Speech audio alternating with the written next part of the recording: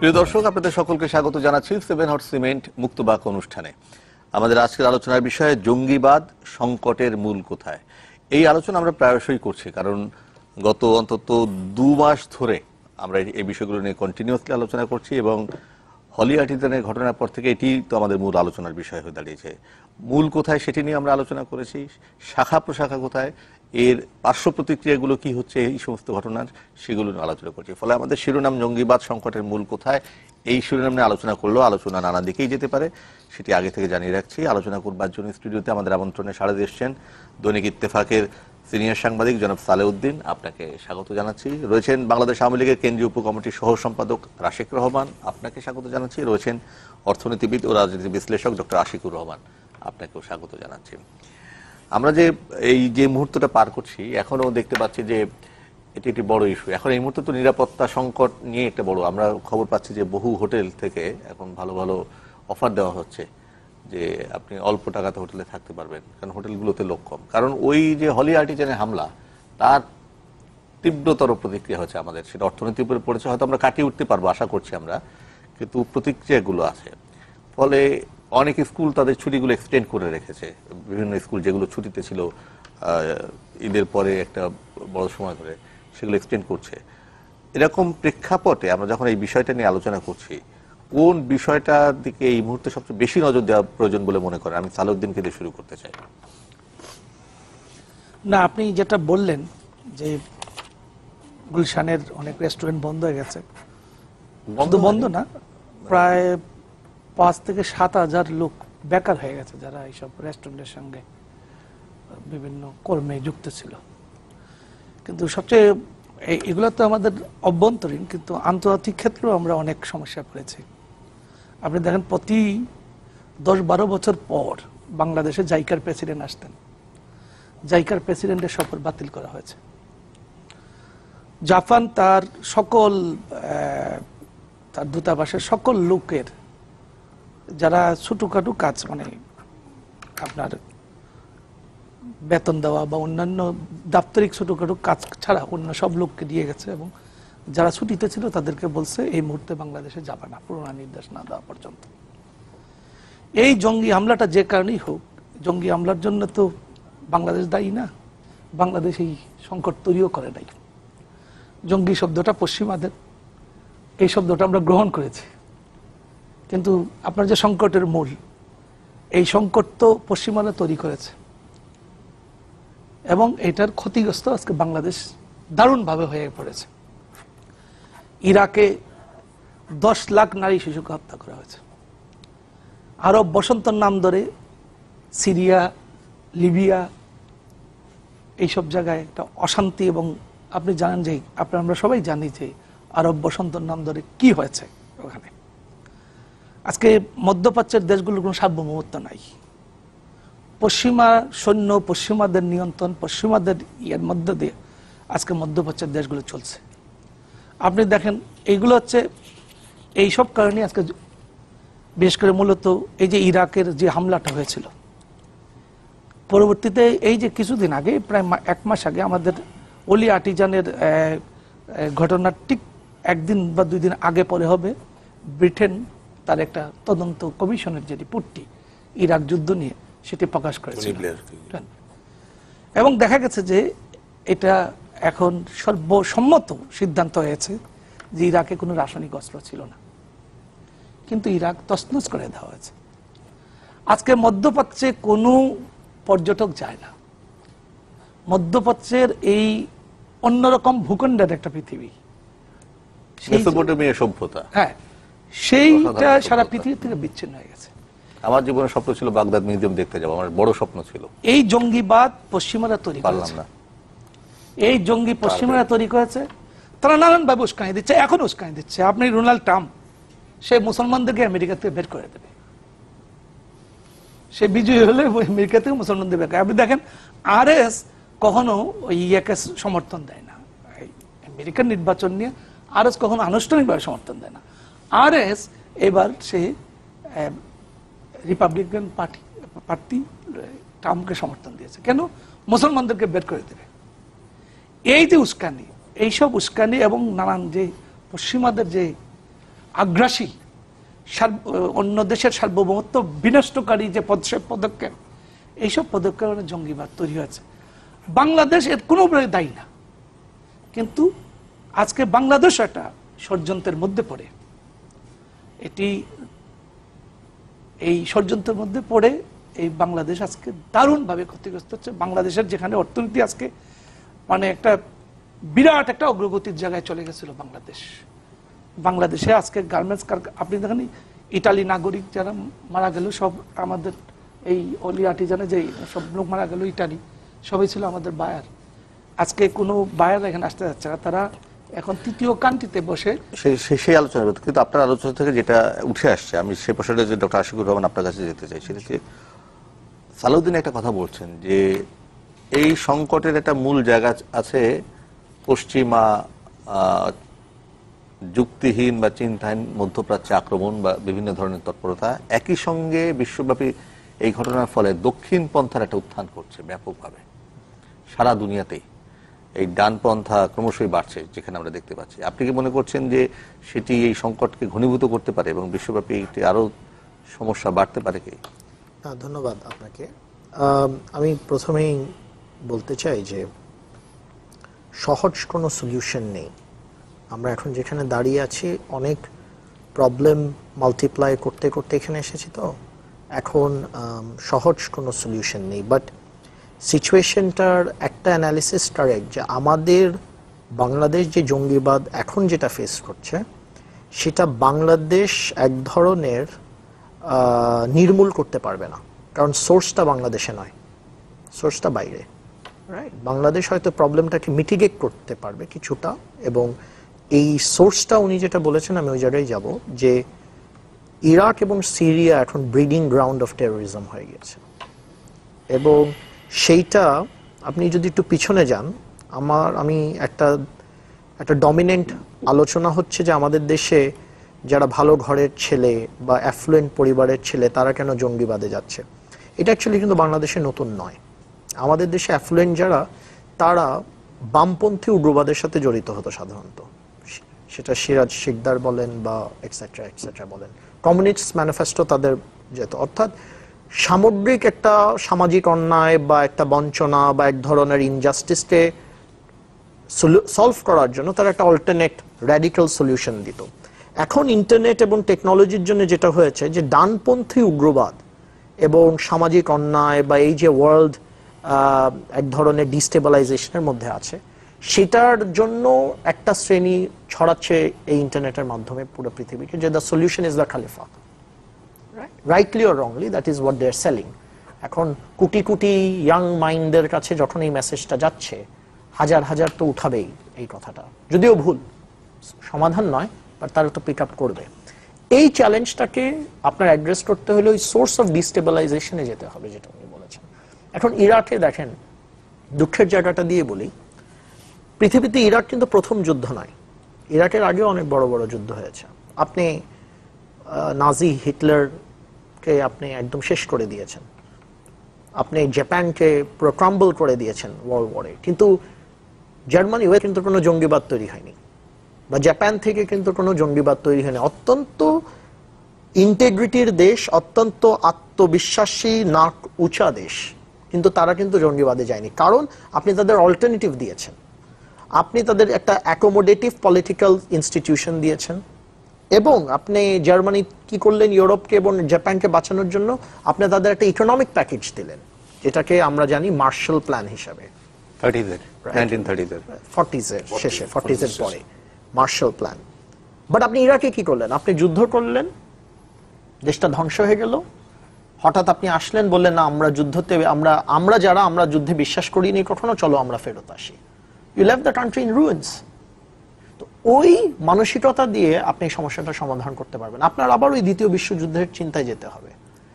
ইরাকে এখন আইসিসকে আপনি এরিয়াল বম্বিং করে আপনি হ্যান্ডেল করতে পারবেন না, এবং আপনার কাছে প্রশ্ন করতে হবে, how many innocent are you willing to kill for every one ISIS militant? এই প্রশ্নটা জাতির সামনে থাকবে। এখন বিশ্ববাসীকে ইরাকে এবং সিরিয়াকে গ্রাউন্ড ট্রুপস কমিট করতেই হবে, এবং শক্তি যতটুকু ব্যবহার করা যায় আইসিসের থ্রেটটাকে মিটিগেট করতে হবে। তারপরে শুধু মিলিটারি সলিউশন না, তারপরে ইরাকে যে সমস্যাটা দাঁড়িয়েছে সেক্টেরিয়ান ইন্টারেস্ট, সেখানে সুন্নি, শিয়া, খ্রিস্টান এবং কার্ড, তাদের অ্যাকোমোডেটিভ একটা পলিটিক্যাল সেটেলমেন্ট দিতে হবে, যেন সুন্নি পপুলেশন না মনে করে যে আইসিস আমাদের শেষ সম্বল। সুন্নি পপুলেশনকে আইসিসের থেকে সরিয়ে নিয়ে আসতে হবে। একটা জার্নালিস্ট ছিল ইয়র্গেন হোফেনডফার, তিনি আইসিস ক্যাম্পে 16 দিন ছিল। তিনি বললেন that you have to detach ISIS from Sunni population. তারা যদি পলিটিক্যালি অ্যাকোমোডেটেড হয় তাহলে তারা ওইটাকে বেছে নেবে না। লাস্টলি, আপনি ইরাকে কি ইকোনমিক প্ল্যান দিলেন? আপনি তাদের তেল চুরি থার্ড পার্টি দিয়ে ছাড়া আর কি করলেন আপনি ইরাকে? আপনি কিছু করেননি। সো ইরাকে আপনার একটা ইকোনমিক প্ল্যান দিতেই হবে ইরাককে দাঁড়া করানোর জন্য। এই 3টা ফ্রন্টে যদি আপনি কাজ না করেন, ইরাক দাঁড়াবে না। সিরিয়ার ব্যাপারে একটা মৌলিক কোয়েশ্চেন আছে। আমি ব্যক্তিগতভাবে আসাদকে পছন্দ করি না, আমি মনে করি সে একজন টাইরেন্ট এবং একটা মানুষ হত্যাকারী। কিন্তু এখন প্রশ্ন, আমি স্ট্যালিনকেও পছন্দ করি না, কিন্তু স্ট্যালিনকে আমার হিটলারের বিরুদ্ধে প্রয়োজন হয়েছিল। এখন আপনার প্রশ্ন হচ্ছে, আমি আইসিস পৃথিবীর শান্তির উপরে বেশি থ্রেট না আসাদ পৃথিবীর শান্তির উপরে বেশি থ্রেট? যদি আমার আসাদকে রাখতে হয় তাহলে আমি আইসিসকে ডিফিট করতে পারবো, আমি একটু দুটো একসাথে ডিফিট করতে পারবো। আপনি কি মনে করছেন যে ওয়েস্টার্ন ফোর্সেস আইএসআইএস তৈরির জন্য দায়ী, যেটা আমাদের এই আলোচনার ভেতর থেকে আসছে, তাদের কর্মকাণ্ডের প্রতিক্রিয়া স্বরূপ বা ফলাফল স্বরূপ? সেই ওয়েস্টার্ন ফোর্সেস তো বাংলাদেশেও তাদের নানা ধরনের ইন্টারেস্ট আছে। আপনাকে ধন্যবাদ। আমি সংক্ষেপে আমার বক্তব্যটা 2 ভাগে ভাগ করব। প্রথম কথা হচ্ছে, আশেক যে কথাটা বলেছে তার সাথে আমি কিছুটা একমত। এইভাবে প্রথম কথা হচ্ছে যে আইসিস বা আইএসএল এর উৎপত্তি কোথা থেকে, কারবালা থেকে। এটা কিন্তু নতুন কোনো ঘটনা নয়। হি ইজ সো কারেক্ট যে শিয়া এবং সুন্নির ভিতরে যে সংঘাত, একটা রাজনৈতিক সংঘাত বলুন, ক্ষমতার সংঘাত বলুন, খেলাফতের সংঘাত বলুন, সেটাকে কেন্দ্র করে কিন্তু আইএস এর উৎপত্তি। এখন বাস্তবতা কি? বাস্তবতা হচ্ছে 1966 সালের দিকে এই আইসিস বা এই আইএসএল নামে কিন্তু এর উদ্ভব ঘটেছিল। কিন্তু ওই সময়ে কিন্তু এই পাশ্চাত্য দেশীয় যে ক্ষমতাধর দেশগুলো, তাদের ছত্র ছায়ায় যাদেরকে আমরা টাইরেন্ট বা স্বৈরাচার হিসেবে চিনে থাকি, সাদ্দাম হোসেন, হুসনে মোবারক, বাশার আল আসাদ, তারা সকলেই কিন্তু এই আইএস এর যে মুভমেন্ট বা বিপ্লব, খেলাফতের চেষ্টাটাকে দমন করেছিলেন। অর্থাৎ ওই কথাটা আসতে হবে যে স্টালিনকে আমি হয়তো পছন্দ করি না, কিন্তু স্টালিনকে প্রয়োজন ছিল হিটলারকে মোকাবেলা করার জন্য। এবং সেই সময় পাশ্চাত্য দেশগুলো যেটা করলো যে এই সাদ্দাম হোসেন, এই গাদ্দাফি, এই বাশার আল আসাদকে বিভিন্নভাবে ব্যবহার করে এই আইএস এর যে মুভমেন্ট, অর্থাৎ শিয়া সুন্নির যে সংঘাত, এর ভিতরে একটা মিটিগেট করলো, এটাকে দমন করলো। দমন করার মধ্যে দিয়ে আপনি দেখবেন যে ইরাকের সাদ্দাম হোসেনের যে মন্ত্রিসভা, সেখানে কিন্তু শিয়াও ছিল, সুন্নিও ছিল, খ্রিস্টানও ছিল। ইট ওয়াজ এ ব্যালেন্সড ক্যাবিনেট। অর্থাৎ তিনি ডিক্টেটর হতে পারেন, কিন্তু ক্ষমতার যে বিপণন, বিতরণ, বিচ্ছুরণ বা এর যে প্রয়োগ, এতে ছিল ধর্মীয় সম্প্রীতি এবং সমতা। আচ্ছা, এটা কি হলো? কোন এক সময় এসে পশ্চিমা বিশ্ব হঠাৎ ডিসাইড করলো, in the name of democracy, গণতন্ত্রের নামে আমি সাদ্দাম হোসেনকে এই রাসায়নিক মরণাস্ত্র তাদের আছে, এই উসিলায় যুক্তরাজ্যকে সাথে নিয়ে আমি তাকে উৎখাত করব। উৎখাত করলেন, করাতে কি হলো? রিলিজিয়াস যে হারমোনি, রিলিজিয়াস ধর্মীয় যে সম্প্রীতি, এটা হলো ধ্বংসপ্রাপ্ত। এখন আমি এই আলাপটাতে খুব বেশি যেতে চাচ্ছি না, আমি বাংলাদেশের প্রেক্ষাপটে আসতে চাই। বাংলাদেশে যেই জঙ্গিবাদটা আমরা দেখতে পাচ্ছি, সেটা বৈশ্বিক কারণে নয়, সেটা বৈশ্বিক কারণে উদ্ভূত জঙ্গিবাদকে মুখোশ হিসেবে ব্যবহার করার কাজে লেগেছে। অর্থাৎ বাংলাদেশের যে জঙ্গিবাদ, সেই জঙ্গিবাদ দুটি কারণ, দুটি শিকড়। আজকে আপনার প্রতিপাদ্য বিষয় তাই। একটি হচ্ছে 1975 সালের 15ই আগস্টে বঙ্গবন্ধুকে হত্যাকাণ্ড করার মধ্য দিয়ে ধর্মনিরপেক্ষ রাজনীতির বিলুপ্তি, সাম্প্রদায়িক রাজনীতির সূচনা, মানে বীর দর্পে সেটা তারা করতে পেরেছেন। পাশাপাশি বঙ্গবন্ধু কন্যা জননেত্রী শেখ হাসিনা যখন 1971 সালের পরে বহুদিন পরে যুদ্ধ অপরাধীদের বিচার করতে সক্ষম হলেন, সেই সময় এই রাজাকার, আলবদর, আল শামস, এদের যে বিচারের সামনে আসার যে ব্যাপারটা, এটাকে ব্যাহত করার জন্য আমি মনে করি সুপরিকল্পিতভাবে একটি নীল নকশার মধ্য দিয়ে এই জঙ্গিবাদের কিন্তু সূচনা হয়েছে। এখন প্রশ্ন আসতে পারে যে যখন থেকে আমরা যুদ্ধ অপরাধীদের বিচার করা শুরু করলাম, তখন কেন এই কালো পতাকাধারী বা কালো পাগড়িধারী ব্যক্তিদেরকে আমরা দেখিনি? এর কারণ একটাই, সেটা হচ্ছে দেখেন, মানুষ তার অপচেষ্টা পর্যায়ে পর্যায়ে করে। আমি খুব সুনিকট অতীতে যেতে চাই। 2015 সালের 5ই জানুয়ারি 94 দিনের যে পেট্রোল বোমার যে প্রয়াস, অপপ্রয়াস চলেছিল দেশকে অস্থিতিশীল করার জন্য, এটাতে বিএনপি জামাত যখন পরাস্ত হলো বা ব্যর্থ হলো, তখনই কিন্তু এই ধরনের জঙ্গিবাদ যা আইএস এর নাম করে হচ্ছে, এটা মাথাচাড়া দিয়ে উঠলো। অর্থাৎ জঙ্গিবাদী মনোবৃত্তি, মনস্তত্ত্ব, জঙ্গিবাদী প্রভাব বিস্তার, এর উদ্দেশ্য লক্ষ্য সবসময় একই, কিন্তু এর প্রকার প্রকৃতি আমাদের সময়ে সময়ে পরিবর্তিত হয়েছে। কখনো জেএমবি, কখনো আনসারুল্লাহ বাংলা টিম, কখনো হিজবুত তাহরির, আবার এখন বলা হচ্ছে বাংলাদেশে নাকি আইএস। বাস্তবতা হচ্ছে দালিলিক ভাবে আইএস এর কোনো সাংগঠনিক উপস্থিতি বাংলাদেশে নেই। আইএস এর অর্থায়নের কোনো অ্যাকাউন্ট ব্যবহার করেছে, সেই অ্যাকাউন্ট আজ পর্যন্ত চিহ্নিত হয়নি। এটা যেটা হয়েছে, দূরবর্তী জায়গায় থাকা খেলাফতে বিশ্বাস করা একটি আদর্শিক অপশক্তি, যারা সমস্ত পৃথিবীকে অস্থিতিশীল করে ফেলছে, তাদের সাথে এখান থেকে আমাদের একটা যোগাযোগ স্থাপন করার চেষ্টা। অর্থাৎ টেক্সটাইল বিজনেসে যেমন আমরা বলি ফরওয়ার্ড লিঙ্কেজ, ব্যাকওয়ার্ড লিঙ্কেজের ব্যাপার, আমি এখানে আছি, আমাকে আইএস সরাসরিভাবে সহযোগিতা করছে না, কিন্তু আমি তার সাথে সৌহার্দ্যের বহিঃপ্রকাশ ঘটাতে চাচ্ছি যে আমিও আইএস এর সাথে আছি। সুতরাং দিস এ হোমগ্রোন। এখন কথা হচ্ছে সমস্ত পৃথিবী অস্থির, বাংলাদেশ কি অস্থির থাকবে? বাংলাদেশ কি অস্থিতিশীল হবে? একেবারেই না। আমি সালাউদ্দিন ভাইয়ের কথা ধরেই বলতে চাই, হোলি আর্টিজানের এই যে নৃশংস দুঃখজনক হত্যাকাণ্ড, জিম্মি করা, তাদেরকে হত্যা করা, জাপানিজ নাগরিকদের উপরে যখন হামলাটি আসলো, এটা স্বাভাবিকভাবেই জাপান সরকার ভাবতেই পারেন যে জাপানিজরা যেহেতু আমাদের উন্নয়ন সহযোগী, তারা হয়তো এই টার্গেটে রূপান্তরিত হয়েছে। সেই জায়গা থেকে জাইকার যিনি সভাপতি বা চেয়ারপারসন, তিনি তার ভ্রমণ ক্যান্সেল করবেন, এটা অস্বাভাবিক কিছু না। এটা নিয়ে খুব বেশি ওভার রিঅ্যাক্ট করা ঠিক হবে না। This is a standard operating procedure. পাশাপাশি জাপানি দূতাবাসের কিছু লোক ভীত সন্তুষ্ট হয়ে আসবেন না কিছুদিন, এটা স্বাভাবিক। আমাদেরকে মনে রাখতে হবে যে দেশ আমাদের, আমরা যদি দেশকে সংগঠিত করতে পারি, দেশকে সামনে নিতে পারি, তারা সকলেই ফিরে আমাদের একজন দর্শক আছেন, তার একটা প্রশ্ন নিয়ে নিই। প্রিয় দর্শক কে আছেন, পরিচয় দিয়ে প্রশ্ন করুন। জি, আমি খিলগাঁও থেকে বলছি, তাজুল আজিম চৌধুরী। হ্যাঁ, বলুন। জি, আমার প্রশ্নটা হলো যে এই যে সাম্প্রতিক যে জঙ্গি হামলাটা হলো, তাতে গুলশান, বনানী, ধানমন্ডি সব এলাকা থেকে যে আবাসিক এই হোটেল মোটেল এগুলি যে বন্ধ করে দিচ্ছে, এখন কি এইগুলি বন্ধ করলে জঙ্গি থামবে? আর আমার প্রশ্নটা হলো, জঙ্গিদের কিন্তু একটা টার্গেট আছে যে আমাদের দেশটাকে অর্থনৈতিকভাবে বা সব কিছু মিলিয়ে একটা পিছিয়ে দেওয়ার জন্য তাদের একটা টার্গেট। এটা কিন্তু তারা সাকসেসফুল হয়ে গেল এই বন্ধ করার মধ্যে দিয়ে। এটা আমার একটা নিজস্ব একটা ধারণা, আপনারা কি মনে করছেন? ধন্যবাদ আপনাকে। আমরা একটা বিরতি নিই, বিরতি ফিরতে সেই আলোচনাটা করব। প্রিয় দর্শক, থাকুন আমাদের সঙ্গে। দর্শক, আবারও স্বাগত জানাচ্ছি সেভেন আওয়ার্স সিমেন্ট মুক্তবাক অনুষ্ঠানে। জঙ্গিবাদ সংকটের মূল কথা নিয়ে আলোচনা করছিলাম সাংবাদিক সালাউদ্দিন, আওয়ামী লীগ নেতা রাশেক রহমান এবং অর্থনীতিবিদ, রাজনীতি বিশ্লেষক ডক্টর আশিকুর রহমানের সঙ্গে। দর্শক যে প্রশ্ন করেছিলেন, রাশেক আপনি উত্তর দিতে চাইছিলেন। তিনি বলেছিলেন যে এই যে দোকানপাট বন্ধ করে দেওয়া এবং এগুলো দিয়ে অর্থনৈতিকভাবে ক্ষতিগ্রস্ত করা দেশকে, এবং এগুলো আসলে রিহ্যাবিলিটেশনের প্রশ্ন, নানা রকম প্রশ্ন রয়েছে। আমি দর্শকের প্রতি সম্পূর্ণ সম্মান রেখে বলতে চাই, বাংলাদেশের অর্থনীতিতে যারা সক্রিয় ভূমিকা রাখে, এই ধরনের যে কোনো দোকানপাট বা রেস্তোরাঁ যদি বন্ধ হয়ে যায়, সেটা তো নেতিবাচক প্রভাব ফেলবেই, এটা একেবারেই কাম্য নয়। আমাদের প্রস্তাবনা, আমাদের আশা আকাঙ্ক্ষা হচ্ছে একটি বিশেষায়িত এলাকার নিরাপত্তা বিধান করার জন্য যদি এই অনুমোদিত অবৈধ স্থাপনা সরাতেও হয়, সরকারের উচিত সকল ধরনের সহযোগিতার হাত বাড়িয়ে দেওয়া। আমি জিনিসটা সহজ করে দিচ্ছি। গুলশান বলুন, বনানী বলুন, বাড়িধারা বলুন, আবাসিক এলাকা, এখানে যে কোনো বাণিজ্যিক প্রতিষ্ঠান করতে গেলে রাজুক থেকে আগে ভাগেই অনুমতি নিয়ে করতে হবে। বেশিরভাগ প্রতিষ্ঠান সেটা করেনি। এখন যেটা হয়ে গেছে সেটা ধরে লাভ নেই। তবে উদ্ভূত পরিস্থিতিতে এই কূটনৈতিক এলাকার নিরাপত্তা দেওয়ার জন্য সরকার মনে করছেন এই প্রতিষ্ঠানগুলোকে স্থলাভিষিক্ত করতে হবে। আমাদের অনুরোধ হবে একজন রাজনৈতিক কর্মী হিসাবে, এই স্থলাভিষিক্ত করার যে প্রক্রিয়া, তা যতটা সম্ভব মানবিক, অর্থনৈতিকভাবে প্রণোদনায় মুখর বা প্রণোদনায় পুষ্ট করে করলে যেটা হবে, আমাদের দর্শকের যে চিন্তা, সেই চিন্তাটা আর বাস্তবে রূপান্তরিত হবে না। অর্থাৎ আমাদের অর্থনীতি কোনোভাবে ব্যাহত হবে না বা ক্ষতিগ্রস্ত হবে না। তবে এটা ঠিক, যে কোনো পরিবর্তনের সময় পরিবর্তনের কিন্তু একটা কস্ট থাকে।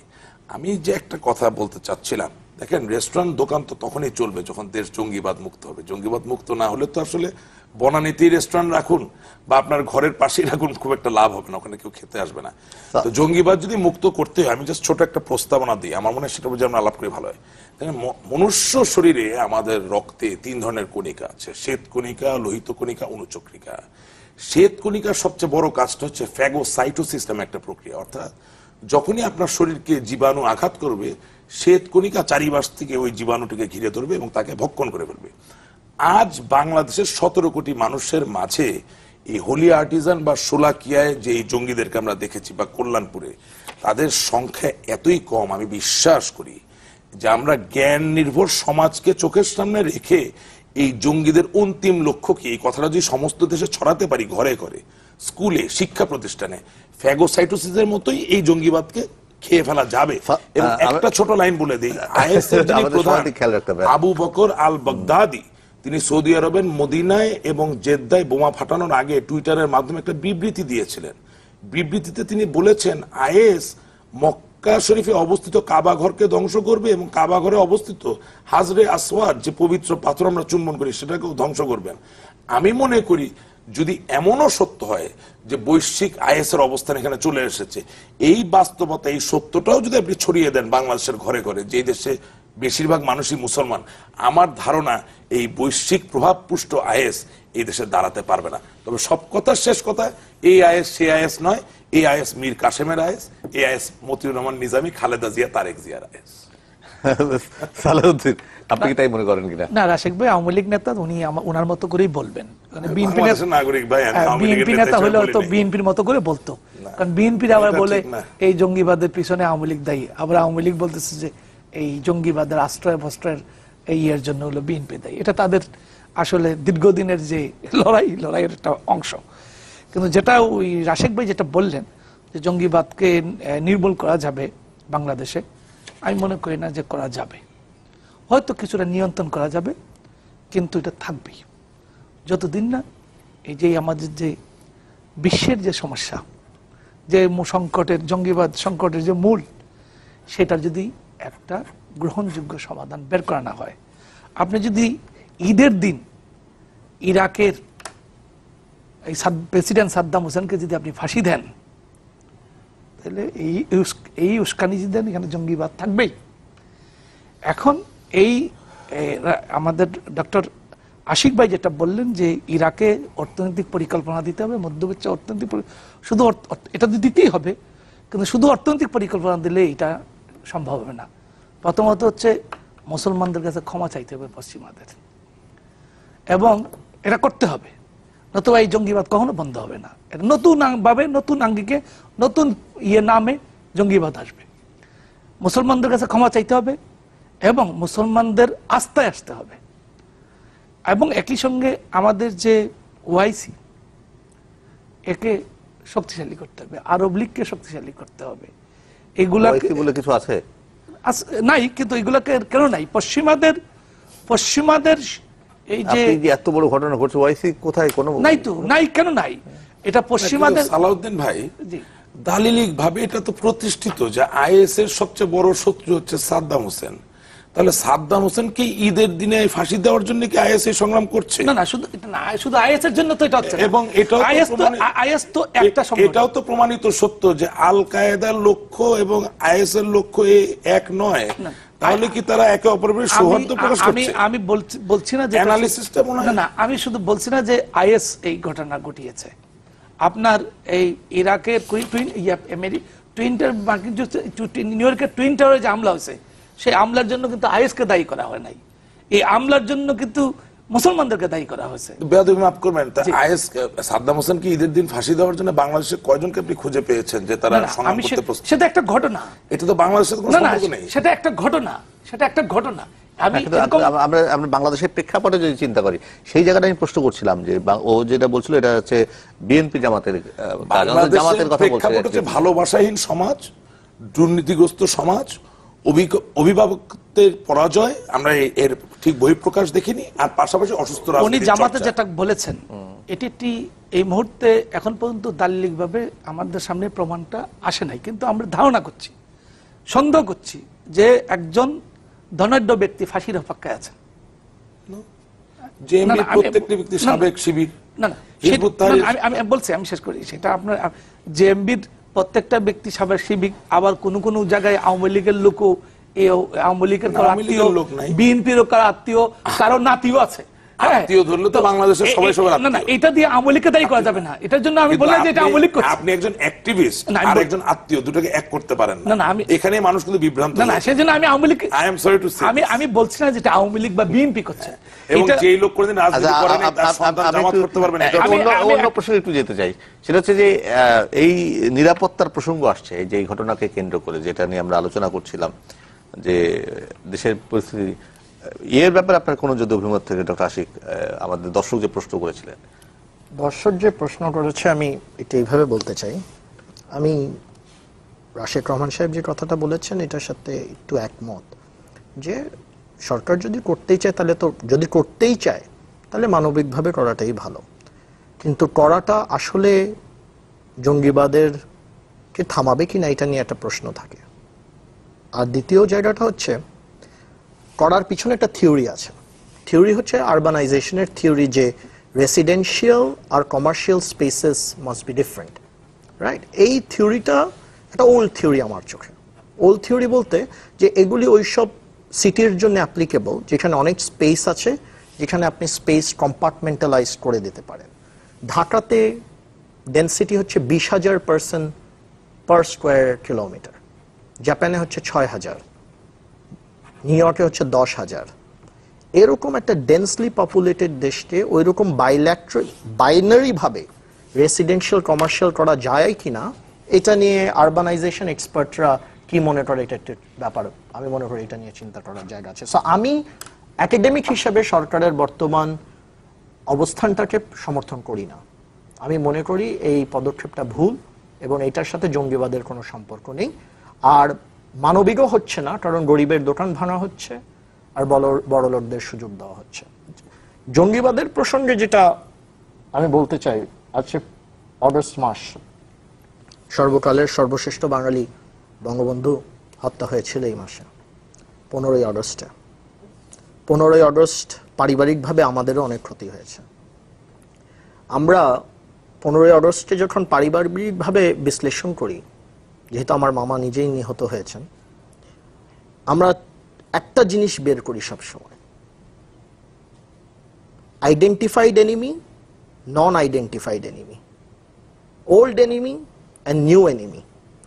বঙ্গবন্ধুর 75-এর 15th আগস্টের আগে পুরো আওয়ামী লীগ জাসত্তি নিয়ে অবসেস ছিল, কিন্তু একটা নতুন শত্রু যে তৈরি হয়েছে এটা আইডেন্টিফাই করার সেই কগনিটিভ জায়গাটা আসতে পারেনি, প্ল্যানিং প্রসেসে ছিল না।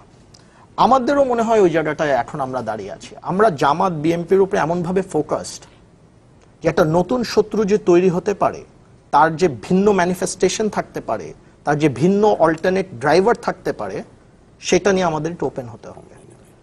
আমার জায়গাটা হচ্ছে জামাত বিএনপি ইজ আওয়ার এনিমি। যদি ধরে আওয়ামী লীগের জায়গা দিয়ে আমি যদি কথা বলি, যে প্রগতিশীল শক্তি, ধর্মনিরপেক্ষ শক্তি এবং বাঙালি জাতীয়তাবাদের পক্ষের যে শক্তি, তাদের অবশ্যই শত্রু জামাত, এটা নিয়ে কোনো প্রশ্ন নেই।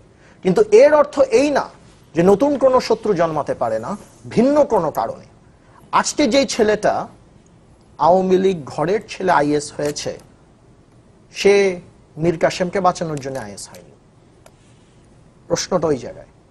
এবং আওয়ামী লীগ, আমি মাননীয় প্রধানমন্ত্রীকে স্যালুট করি যে এই সত্যগুলি ধামাচাপা দেওয়ার চেষ্টা করেনি। এইখানে কিন্তু আওয়ামী লীগ বিএনপির মধ্যে পার্থক্য। আওয়ামী লীগ সরলভাবে, সৎভাবে স্বীকার করে নিচ্ছে যেটা আন্তর্জাতিক সমস্যার কারণে আমার কর্মী নেতার ছেলেরাও আইএস হতে পারে। আর বিএনপি কিন্তু নিজামী মুজাহিদ যে রাজাকার, এটাই মানতে রাজি না। এখানে কিন্তু একটু মৌলিক পার্থক্য করতে হবে। আওয়ামী লীগের বা সরকারের এই অবস্থানটাকে আমি প্রশংসা করি যে তারা অবজেক্টিভলি কারা করছে এটা মানুষের সামনে প্রকাশ করে দিচ্ছে, যেন আমরা ইন্ট্রোস্পেকশনে যেতে পারি।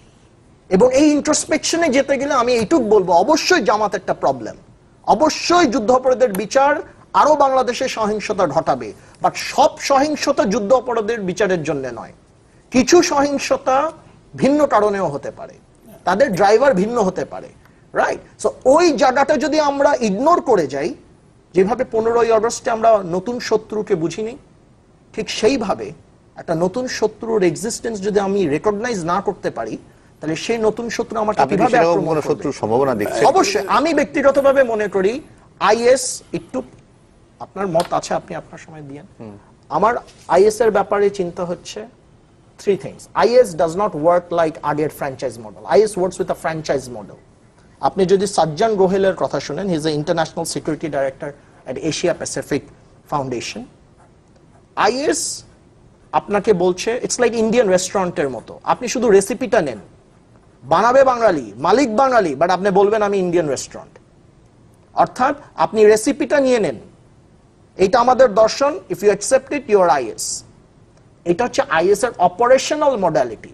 এখন আই এগ্রি আপনার সাথে, আমাদের হোম গ্রোন লোকরা এটা করছে, but they are showing ideological allegiance, যেভাবে কমিউনিস্ট পার্টি সারা বিশ্বে হয়েছে। আমরা বলে আসলাম আইডিওলজিক্যাল অ্যালায়েন্স, কিন্তু আমরা ওইটাই বলতে চাচ্ছি যে ইন্ডিয়ান ফ্র্যাঞ্চাইজ, যে ফ্র্যাঞ্চাইজ দিয়ে আবার তদারকি করে, সেটাই হবে আইএস এর ওই মডেল যেটাকে আমরা রিকগনাইজ করব।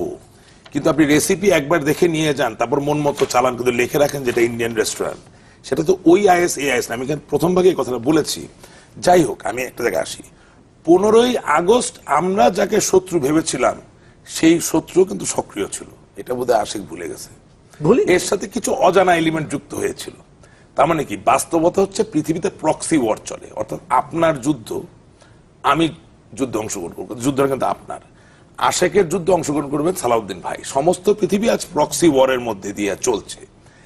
বাংলাদেশের প্রক্সি ওয়ারের একটা অংশ হচ্ছে যুদ্ধাপরাধী থেকে মুক্ত করা, অর্থাৎ তাদের যুদ্ধ অন্যরা করছে। হ্যাঁ, নিব্রাস যেই ছেলেটি, সে মীর কাসেম আলীকে বাঁচানোর জন্য হত্যা করতে যায়নি, কিন্তু তাকে প্রশিক্ষণ করিয়ে দেওয়ার ব্যবস্থা, তাকে ক্যাপটাগন থেকে শুরু করে এমফেটামিন দেওয়া থেকে শুরু করে অর্থায়ন করা, শুরু থেকে অস্ত্র দেওয়া করার ব্যবস্থা, মীর কাসেম আলী গং যুদ্ধাপরাধী গন্ধের একটা হাত ছিল। সেটাই আমরা বলার কিভাবে বলছেন না, সেটা আমরা বলছি এইভাবে।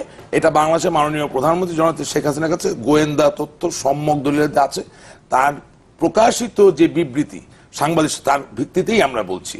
এবং এটা বাংলাদেশের আইন রক্ষাকারী বাহিনীও তারা প্রত্যেকে একই কথাই বলছে। এবং শুধু তাই না, মীর কাসেম আলীর ভাই, গোলাম আজমের সন্তান এবং আরো কয়েকজন যুদ্ধাপরাধীর সন্তানের বিভিন্ন গোপন বৈঠক, সেই দিনের 1 জুলাইয়ের সময় টেলিফোন রেকর্ডগুলো চেক করা, ইংল্যান্ডে ফোন যাওয়া, মধ্যপ্রাচ্যে ফোন যাওয়া, সবকিছু দেখে তারা শক্তভাবে বিশ্বাস করেন যে তারা যুক্ত আছেন। আমি সরকার দলীয় একজন কর্মী হিসেবে সেই কথাটা তুলে ধরছি। এখন আপনি নতুন কোনো তথ্য দিতে পারেন। আমি যেটা বলতে চাচ্ছি, আমি ওনার সাথে একমত, এই নতুন নিষ্পাপ ছেলেগুলো 16 থেকে 25 বছর বয়সের ভিতর যারা আছে, তারা মীর কাসেম আলীকে বা খালেদা জিয়াকে ক্ষমতা নেওয়ার জন্য নিশ্চয়ই জঙ্গিবাদী কাজ করছে না, কিন্তু তাদের জঙ্গিবাদী কাজে মীর কাসেম আলী এবং খালেদা জিয়া, তারেক জিয়া লাভবান হয়। অর্থাৎ তাদেরকে পিছন থেকে অপ্রকাশ্যে ব্যবহার করার সম্ভাবনা থেকে যায়। এটাকে যদি আমরা ভুলে যাই, তাহলে আমরা মনে হয় সমস্যার সমাধান করতে পারবো। আর সালাউদ্দিন ভাইকে শুধু একটা কথা বলতে চাই, আমরা ইতিবাচক মানুষ। আমরা দ্বিজাতি তত্ত্বের উপর ভিত্তি করে যে পাকিস্তান হয়েছিল, এত বৈষম্য, এত বৈপরীত্য, সেখান থেকে বঙ্গবন্ধু শেখ মুজিবুর রহমানের নেতৃত্বে একটা স্বাধীন দেশ বাংলাদেশ পেয়েছি। এটা চিন্তাও করা যায়নি যে 7.5 কোটি মানুষ খালি হাতে যুদ্ধ করে করতে পারে জিনিসটা। এটা হয়েছে, একটা মিরাকল। একইভাবে ইংল্যান্ডেও কিন্তু আইরিশ রিপাবলিকান আর্মি, যেটা একটা ধর্মীয় ধারণার উপর ভিত্তি করেছিল, প্রোটেস্ট্যান্ট এবং ক্যাথলিকদের ভিতরে যে সংঘাত, সেখানে আইরিশ রিপাবলিকান আর্মির নাশকতার জঙ্গিবাদকে ছাপিয়ে ইংল্যান্ডের মানুষ কিন্তু বেরিয়ে আসতে পেরেছে। তাহলে বাংলাদেশের মানুষ আগামী দিনে জঙ্গিবাদের হাতছানি থেকে বেরিয়ে আসতে পারবে না, এই ধরনের স্টেটমেন্ট আমি মনে করি না আসলে কাউকে সহযোগিতা করে। আমি বিশ্বাস করি অবশ্যই আমরা এর থেকে বেরিয়ে আসতে পারবো। আর একটা জায়গায় তো কথা ঠিক, আপনি কংগ্রেসম্যান চার্লি উইলসন, যিনি জিয়াউল হকের সাথে বৈঠক করেছিলেন, মেজর জেনারেল জিয়াউল হক যখন পাকিস্তানের রাষ্ট্রপতি ছিলেন, তিনিও কিন্তু তার কংগ্রেশনাল অ্যাডভাইস, অর্থাৎ কংগ্রেসের যে উপদেশপত্র, সেখানে বলেছেন যে আমরা অস্ত্র দিব, আমরা ক্ষমতায়িত করব, কিন্তু এই যে ইকোনমিক প্ল্যানের কথা বললো, অর্থাৎ তাকে অর্থনৈতিকভাবে স্বনির্ভর করা, তাকে শিক্ষিত করা, তাকে ভালো চিকিৎসাতে পরিচিত করা, যাতে করে সে রোগ এলিমেন্টে পরিণত না হয়ে যায়, যাতে করে যে আল কায়দা তৈরি করা হয়েছিল তা যাতে মার্কিন যুক্তরাষ্ট্রের বিরুদ্ধে ঘুরে না যায়। হ্যাঁ, এগুলো বৈশ্বিক ক্ষেত্রে সবই বাস্তবতা, কিন্তু বাংলাদেশের মডেলটা কিন্তু সম্পূর্ণভাবে ভিন্ন। বাংলাদেশের ব্যাপারটা হচ্ছে, বাংলাদেশ এক মারাত্মক সামাজিক অবক্ষয়, অর্থনীতিতে চৌর্যবৃত্তিতে পরিপূর্ণ এক অবস্থানে চলে গিয়েছিল। সেই জায়গার সকল ধরনের পারভার্স মিথস্ক্রিয়া, সেগুলোকে মিলিয়ে কিন্তু আজকে এগুলো একটা বড় অংশ। এটা যে শুধুমাত্র ধর্মীয় চর্চা, ধর্মীয় বিশ্বাস, এখানে আমাদের আভ্যন্তরীণ অনেক বেশি জোরালো। না, রাশিদ ভাই যেটা বললেন যে বিএনপি জামাত জড়িত এবং প্রধানমন্ত্রীর কাছে তথ্য আছে, ওনাদের কাছে তথ্য আছে, হয়তো আছে, আমাদের কাছে না, হয়তো আমি আপনার হয়তো আছে, হয়তো আমরা জানতে পারবো আছে কি নাই। আমাদের পুলিশ কর্মকর্তারা কিন্তু এই সবসময় বলছেন এই দুটি ঘটনার সঙ্গে জেএমবিরা জড়িত। আপনি হয়তো বলবেন জেএমপির পৃষ্ঠপোষক জামাত এবং বিএনপি এবং জেএমপি। আমি হয়তো বা কেন না আপনি তাই এটা তো 21 আগস্টের হামলা থেকে শুরু করে 10 ট্রাক অস্ত্র বহন থেকে শুরু করে আপনি কানেক্ট করেন তাহলে জেএমপি জড়িত, জেএমপির সাথে জামাত জড়িত।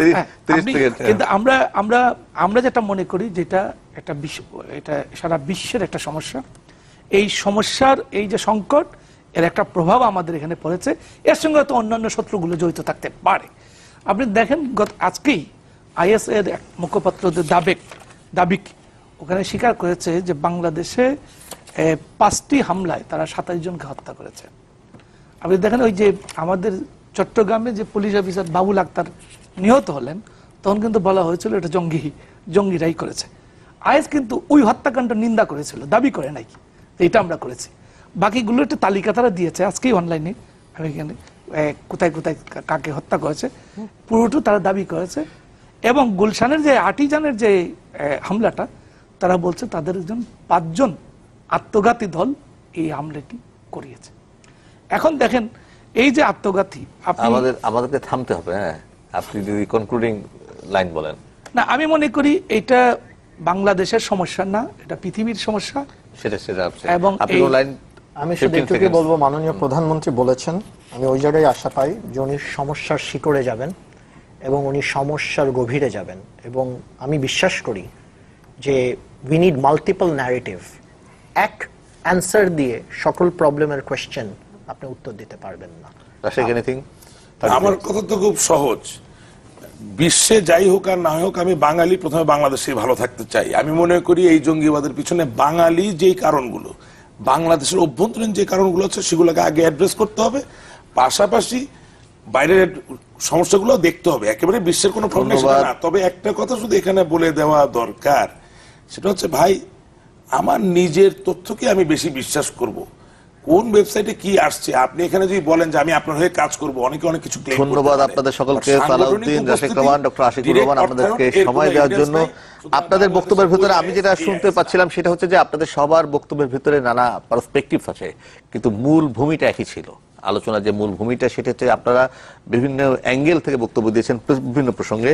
সত্যটা একটাই, সেই সত্যটা হচ্ছে যে বাংলাদেশকে এই জঙ্গিবাদ থেকে বেরিয়ে আসতে হবে। এবং বেরিয়ে আসার জন্য বাংলাদেশের সরকার, বাংলাদেশের জনগণ, বাংলাদেশের রাজনৈতিক দল, বাংলাদেশের সিভিল সোসাইটি তারা সকলেই সক্ষম বলে আমরা মনে করি। আমরা প্রত্যাশা করছি আমরা অচিরেই এই সংকট থেকে বেরিয়ে আসবো এবং বাংলাদেশ মূল যেখানে থাক না কেন শাখা প্রশাখা বিস্তার করে সামনের দিকে অগ্রসর হবার যে কথা রয়েছে সেটি সফল হবে। প্রিয় দর্শক, সবাই ভালো থাকবেন।